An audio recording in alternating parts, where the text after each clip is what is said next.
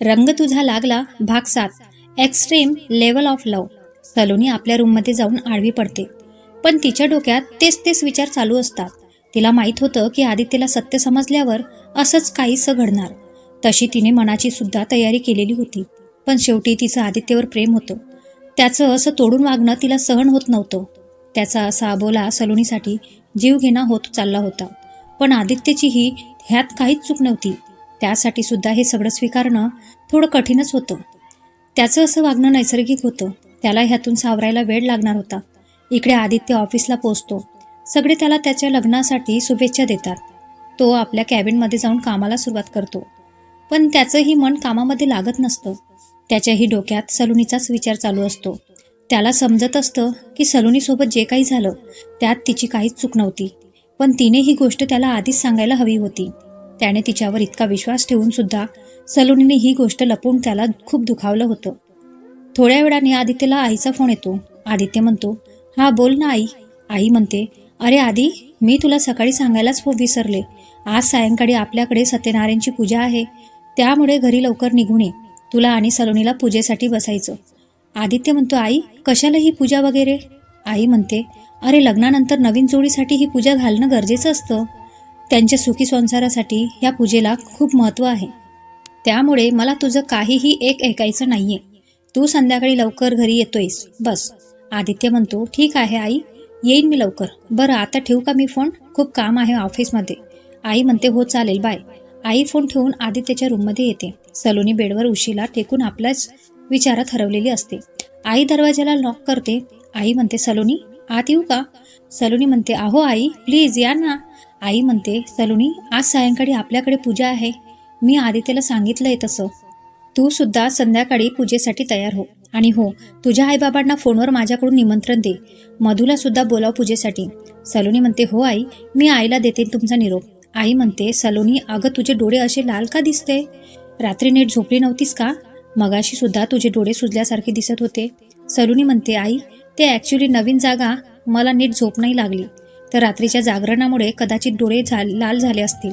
आई म्हणते, बरं तू आता आराम कर आणि संध्याकाळी पूजेसाठी तयार हो. मी तुझ्यासाठी आणि आधीसाठी ड्रेस काढून ठेवते. सलोनी म्हणते, ठीक आहे आई. सलोनीच्या रूममधून निघून जाते. सलोनी आईला फोन करून पूजेचं सांगते. मधूलाही ती पूजेसाठी आमंत्रित करते आणि बेडवर पुन्हा आडवी पडते. खूप वेळाने तिला शांत झोप लागते. संध्याकाळ होते. आदित्य आपल्या रूममध्ये येतो. सलोनीने पूजेसाठी ऑरेंज कलरची काष्टा नेसलेली असते. त्यात ती खूपच सुंदर दिसत होती. आदित्य तर तिला काही क्षण बघतच राहतो. सलोनी म्हणते, आदित्य आजच्या पूजेसाठी आईने तुला हा ड्रेस घालायला सांगितलाय. सलोनी आदित्यला ड्रेस देते. आदित्य तो ड्रेस घेऊन बाथरूममध्ये फ्रेश व्हायला जातो. तेवढ्यात दिव्या त्यांच्या रूममध्ये येते. दिव्या म्हणते, wow Saloni, you looking so beautiful. Saloni म्हणते, थँक्स दिव्या. दिव्या म्हणते, बरं आधी कुठं आहे? आईने तुम्हाला खाली बोलावलंय. भटजी बुवा आलेत आहे आणि पाहुणे सुद्धा येऊ लागलेत. पूजेसाठी सगळे तुमचीच वाट बघत आहेत. सलोनी म्हणते, आदित्य रेडी होतोय. त्याचं झालं की येतोच आम्ही खाली. दिव्या म्हणते, लवकर या. दिव्या निघून जाते.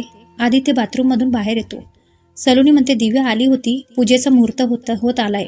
आपल्याला खाली बोलावलंय. आदित्य ह्यावर काहीच बोलत नाही. तो आपला आवरून खाली जायला निघतो. सलोनी सुद्धा त्याच्या मागे जाऊ लागते. जिना उतरत असताना सलोनीचा तोल जातो आणि ती जिन्यावरून पडणार. तेवढ्यात आदित्य तिच्या कमरेत हात घालून तिला सावरतो. थोडा वेळ दोघेही एकमेकांच्या डोळ्यात हरवून जातात. मधू तिथे येते. मधू म्हणते, अगं सलोनी जपून जरा, पडली असतीस ना आता. आदित्य म्हणतो, प्रत्येक वेळी तुला सावरायला मी असेनच असं नाही सलोनी, बी केअरफुल. असं बोलून आदित्य सलोनीला नीट उभं करतो आणि तिथून निघून जातो. मधू म्हणते, आदित्य असं का बोलला ग सलोनी? सलोनी म्हणते, नंतर सांगते तुला. आदित्य पूजेसाठी जाऊन बसतो. भटजी बुवा सलोनीलाही आदित्यच्या शेजारी बसायला सांगतात. सलोनी आदित्यच्या बाजूला येऊन बसते. पूजेच्या विधीला सुरुवात होते. भटजी सलोनीला आपला हात आदित्यच्या हाताला लावायला सांगतात. सलोनी आपला हात आदित्यच्या हाताजवळ नेते. आदित्य तिच्याकडे पाहतो. सलोनी आपला हात मागे घेते. दिव्या म्हणते, अगं सलोनी लाजतेस काय? त्याच्या हाताला हात लाव ना. तुम्हा दोघांना ही पूजा करायची आहे. सलोनी दिव्याचं बोलणं ऐकून आदित्यच्या हाताला हात लावते. भटजी मंत्र बोलतात. पूजा संपन्न होते. सगळ्यांना पूजेचा प्रसाद देण्यात येतो. सगळ्यांचं जेवण झाल्यावर सलोनीचे आई बाबा निघतात. सलोनीची आई म्हणते, आशाताई मी काय म्हणत होते, आता फक्त 5 परतावणीची पद्धत बाकी आहे. तर उद्या सलोनी आमच्याकडे आली तर चालेल ना? दिव्या म्हणते 5 परतावणी म्हणजे? आदित्यचे बाबा म्हणते अगं 5 परतावणी म्हणजे लग्नानंतर मुलीने आपल्या माहेरी 5 दिवसासाठी राहायला जायचं असतं. आपली रीतच आहे ती. दिव्या म्हणते ओके. आदित्यची आई म्हणते हो चालेल ना, त्यात काय विचारायचं, सलोनी तुमचीच लेक आहे, ती हवं तेव्हा तुमच्याकडे येऊ शकते, आम्हाला काहीच प्रॉब्लेम नाहीये. आणि सलोनीला 5 दिवसांपेक्षा अजून जास्त दिवस राहायची इच्छा असेल तरी ती राहू शकते. दिव्या म्हणते अगं आई तुला काही प्रॉब्लेम नाही, पण आदित्यला तरी विचार, आय मीन त्यालाच चालणार आहे का? सलोनी माहेरी गेली तर, ते पण इतके दिवस, त्याला करमेल का त्याच्या सलोनीशिवाय? आदित्य म्हणतो माझी पण काहीच हरकत नाही आई, सलोनीला हवे तितके दिवस राहू दे, मला काहीच इश्यू नाहीये. असं बोलून आदित्य आपल्या रूममध्ये निघून जातो. सलोनीचे बाबा म्हणतात ठीक आहे मग, मी उद्या सकाळीच सलोनीला न्यायला येतो. आदित्यचे बाबा म्हणते अहो तुम्ही कशाला तसदी देताय? आदित्य आहे की, तो उद्या सकाळी ऑफिसला जाता जाता सोडेल सलोनीला. सलोनीचे आई बाबा सगळ्यांचा निरोप घेऊन आपल्या घरी निघून जातात. सलोनी आपल्या रूममध्ये येते. आदित्य बेडवरती आपला लॅपटॉप घेऊन ऑफिसचं काम करत बसलेला असतो. सलोनी बाथरूममध्ये जाऊन ड्रेस चेंज करते आणि सोफ्यावर येऊन बसते. दोघेही एकाच रूममध्ये बसलेले असतात, तरी त्यांच्यात एक जीवघेणी शांतता होती. आदित्य लॅपटॉपमध्ये काम करण्यात बिझी असतो, तर सलोनी त्याला चोरून चोरून पाहत असते. आदित्य थोड्या वेळाने आवरून झोपण्याची तयारी करू लागतो. तो बेडवरची एक उशी आणि ब्लँकेट घेऊन सलोनीजवळ येतो.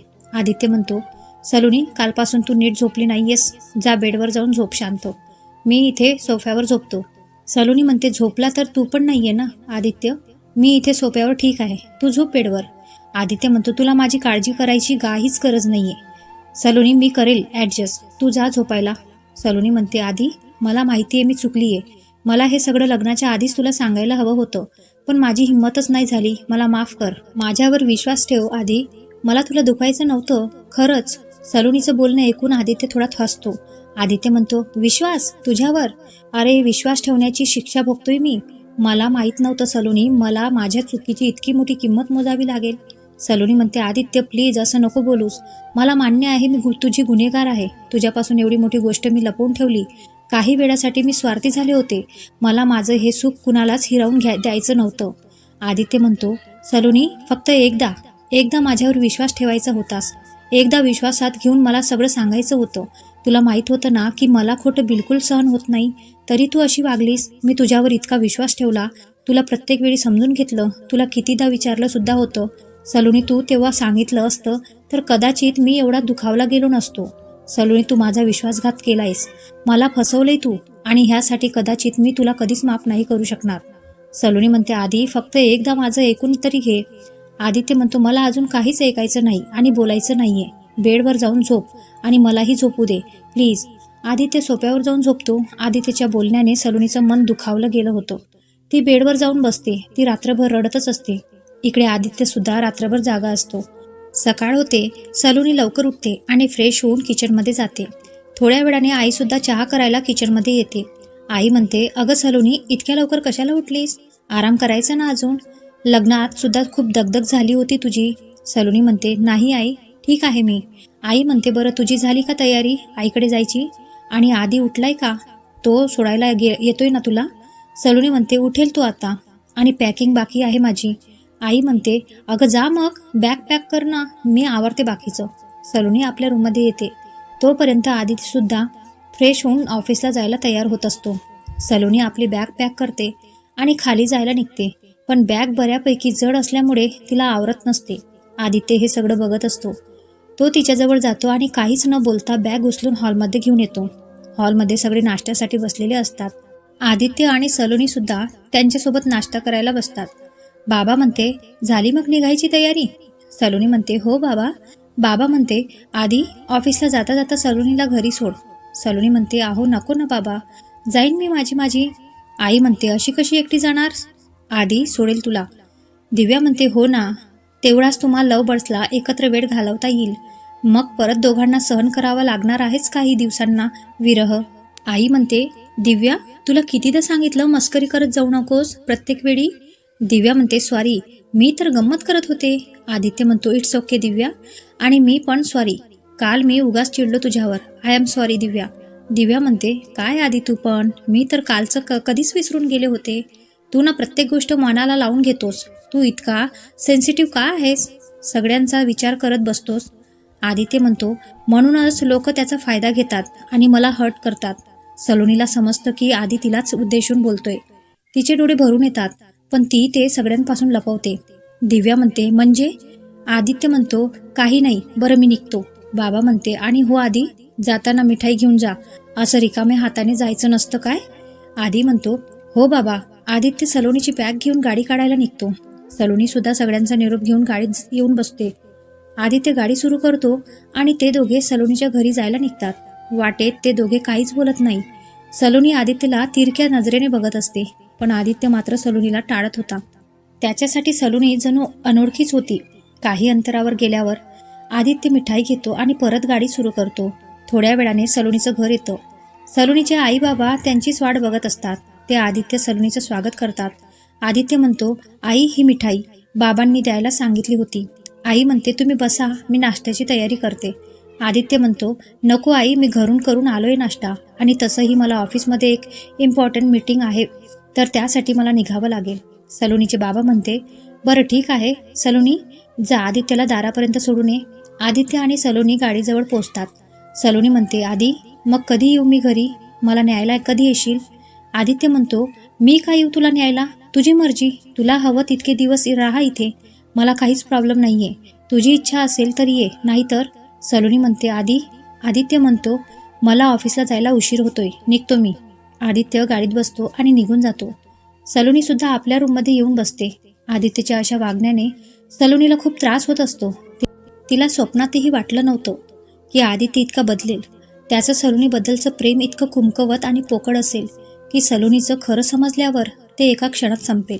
आदित्यची तिच्यावरची नाराजगी बरोबर होती, पण त्याच्या अशा वागण्याने सलोनीचं हृदय तीळ तुटत होतं.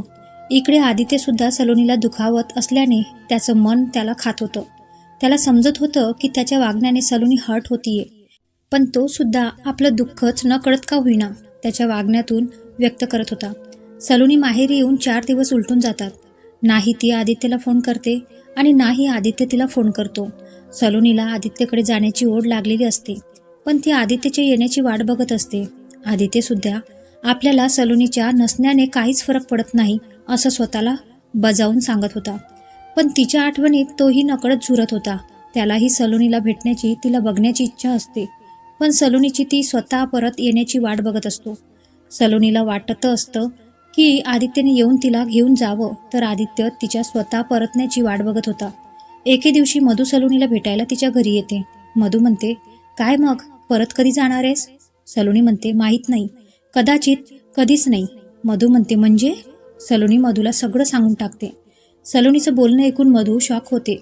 मधू म्हणते, सलोनी, हे काय केलंस तू? मी तुला म्हटले होते ना की आदित्यला सांगू नकोस. सलोनी म्हणते, मधू, मला नाही राहवलं, त्याच्यापासून खोटं लपवणं कठीण जात होतं मला. मधू म्हणते, अगं पण बघितलंस ना हे काय होऊन बसलंय ते. ह्याच गोष्टीची मला भीती वाटत होती, म्हणून मी तुला आधीला सांगायला नको बोलत होती. सलोनी म्हणते, जे झालं ते झालं, आता ह्या गोष्टीवर चर्चा करून काहीच उपयोग नाहीये. मधू म्हणते, मला माफ कर सलोनी, माझीच चूक आहे. मी तुला लग्नाआधी आदित्यला सत्य सांगण्यापासून अडवायला नको हवं होतं. माझ्यामुळे तुझ्यामध्ये आणि आदित्यमध्ये दुरावा आलाय. सलोनी म्हणते, अगं तू का माफी मागतेस? ह्यात तुझी काहीच चूक नाहीये. माझ्याच नशिबात सुख नसेल तर तू तरी काय करणार? तू फक्त निमित्त मात्र झालीस, एवढंच. पण तू उगा स्वतःला दोष नको देऊस. माझ्या आयुष्यात आधीची साथच नसेल तर. मधू म्हणते, सलोनी, मी बोलू का आधीशी? त्याला सांगतो ना की तू माझ्यामुळे गप्प बसलीस. तुमच्यातला गैरसमज तरी दूर होईल. मला खात्री आहे त्याचं तुझ्यावर अजूनही प्रेम असणार. तो तुला नक्की समजून घेईल. सलोनी म्हणते, नको मधू, हे माझं आणि आदित्यचं नातं आहे, त्यात तिसरं कोणीच नकोय मला. आणि तू बोलून सुद्धा काही होणार नाही. त्याला माझीसोबत नको हवी असेल तर मी त्याला नाही अडवणार. हे नातं बळजबरीने टिकवण्यासाठी मी त्याला फोर्स नाही करणार. त्याला माझ्यापासून वेगळं व्हायचं असेल तर माझी पण काहीच हरकत नाहीये. मधू म्हणते, म्हणजे काय करणार आहेस तू सलोनी? बोल ना. सलोनी काहीच बोलत नाही, पण तिने मनाशी कसला तरी निर्धार केलेला असतो. रात्रीची वेळ असते. आदित्यच्या घरी सगळे आदित्यची ऑफिसमधून येण्याची वाट बघत बसलेले असतात. जेव्हापासून सलोनी माहेरी गेली होती, आदित्य घरी जरा उशिराच यायचा. खरं तर त्याला सलोनीशिवाय घरी करमतच नसायचं. घरी आल्यावर सतत तिचेच विचार डोक्यात यायचे. त्याला सगळीकडे तिचेच भास व्हायचे. तो स्वतःला सलोनीपासून जितकं दूर ठेवण्याचा प्रयत्न करायचा तितकीच त्याला तिची ओढ लागायची आणि त्याच्या आदित्यला त्रास होत होता. म्हणून तो स्वतःला ऑफिसच्या कामात व्यस्त ठेवायचा. आदित्य ऑफिसमधून घरी येतो. बाबा म्हणाले, अरे आदित्य, किती वेळ, आम्ही कधीपासून वाट पाहतोय. खूप काम होतं का ऑफिसमध्ये? आदित्य म्हणतो, हो बाबा, मी म्हटलं होतं ना, एक इम्पॉर्टंट क्लायंट आहे, सो त्यातच सध्या बिझी आहे मी. दिव्या म्हणते, आणि तसंही घरी यायला कारणसुद्धा हवं ना. आई म्हणते, म्हणजे? दिव्या म्हणते, अगं म्हणजे त्याची सलोनी कुठं आहे इथे? मग घरी आल्यावर सलोनीशिवाय त्याचं मन लागत नसेल ना. आता तीच इथे नाही म्हटल्यावर त्याला घरी यायची ओढ तरी कशी लागेल? काय आधी? आई म्हणते, ते पण आहेच. बरं आदित्य, सलोनीला कधी आणायला जातोयस? अरे 5 दिवस होऊन गेले. आता तिला इकडे आणलं तरी काहीच हरकत नाहीये. मला तर सलोनीची खूप आठवण येतेय. खूप गुणी पोर आहे. 2 दिवसात तिने घराला आपलंसं केलं होतं. दिव्या म्हणते, हो ना आदित्य, मी पण खूप मिस करतेय तिला. तू तिला उद्याच घेऊन ये इकडे. आदित्य म्हणतो, आई, तिला राहायचं असेल तर राहू दे अजून काही दिवस. तसंही ती इथे येऊन. आदित्य एवढंच बोलून थांबतो.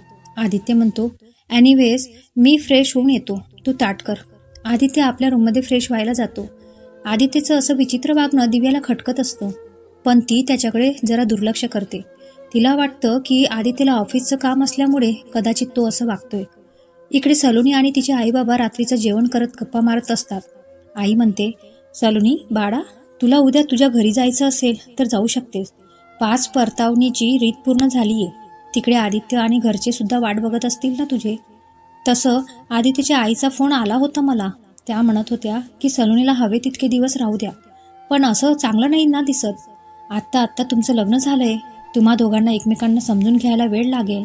तुला त्या घरी रुडायला वेळ लागेल. हां, त्यांचं चांगुलपणा आहे की ते मुलाकडचे असून सुद्धा आपल्याशी इतकं आपुलकीने वागतात. नाहीतर काही ठिकाणी मुलीला काय सहन करावं लागतं. त्यांनी आपल्याला सवलत दिलीये तर ह्याचा अर्थ असा नाही ना की आपण त्या गोष्टींचा गैरफायदा घेतला पाहिजे. सलोनी चिडून म्हणते, तुला मी इथे राहिलेलं आवडत नाहीये का आई? तसं असेल तर सांग, जाईन मी इथून. माझे बाबा म्हणाले, अगं चिडतेस कशाला? उलट तू इथे राहिलीस तर आम्हालाही खूप आवडेल. पण तुझ्या आईचं म्हणणं पण बरोबर आहे ना. तू आता त्या घरची सून आहेस. आदित्यची बायको आहेस तू.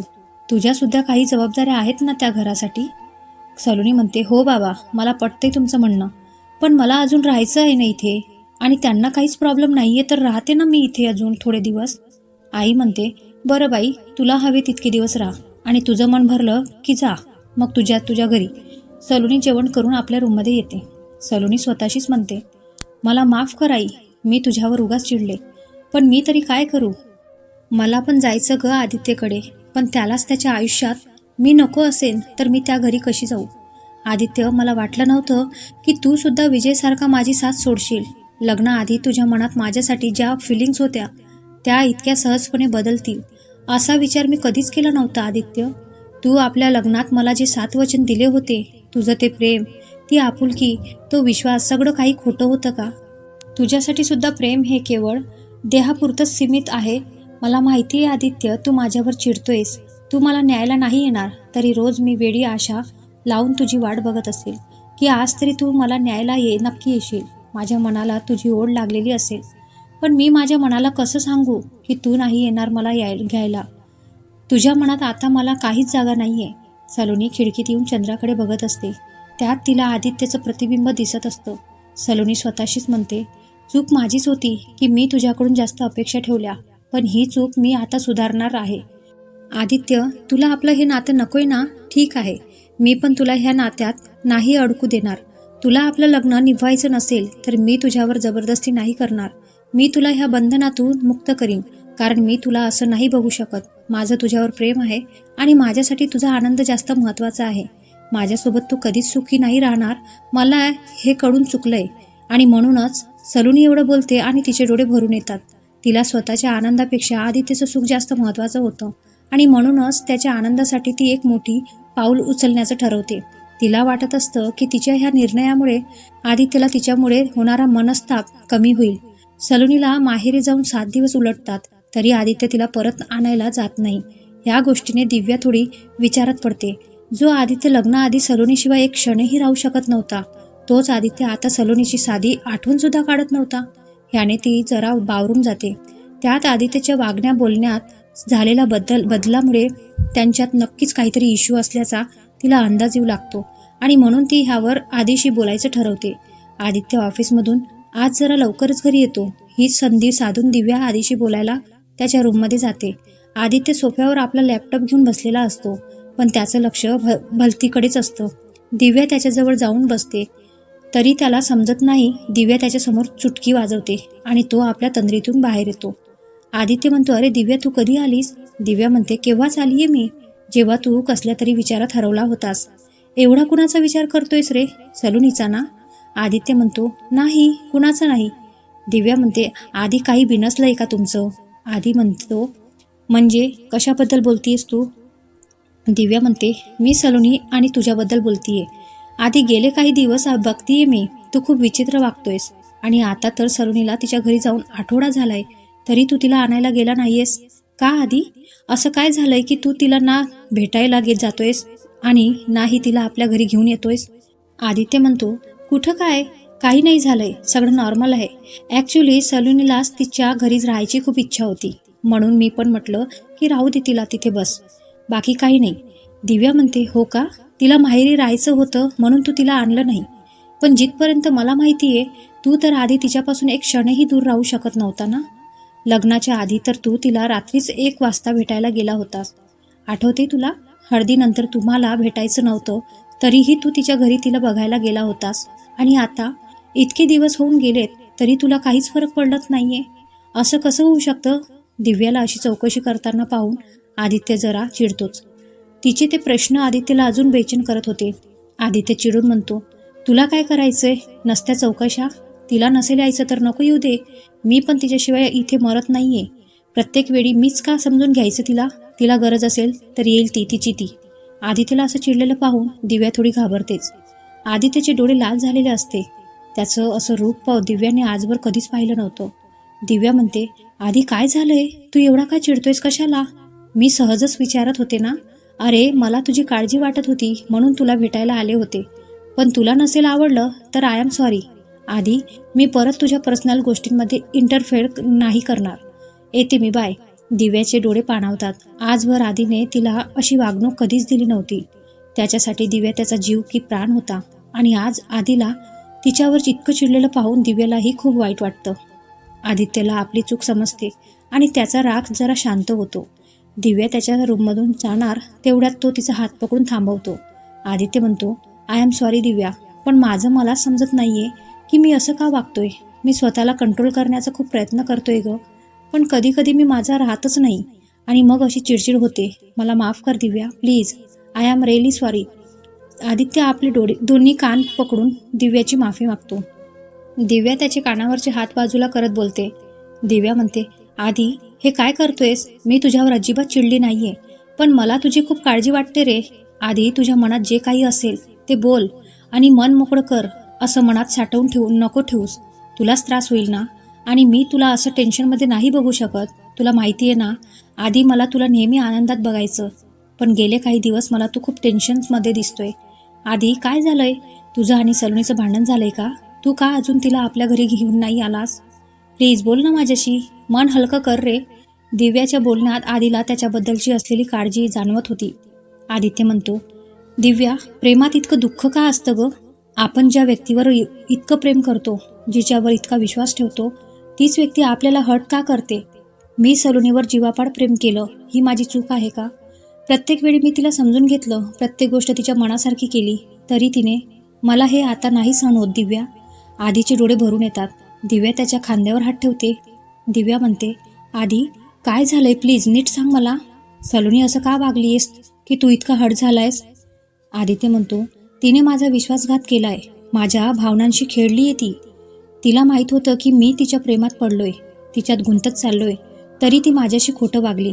माझ्यापासून एवढं मोठं सत्य लपवून ठेवलं. का केलं तिने असं?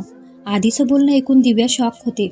आधी नक्की कोणत्या गोष्टीबद्दल बोलत होता ह्याचा तिला काहीच अंदाज लागत नव्हता.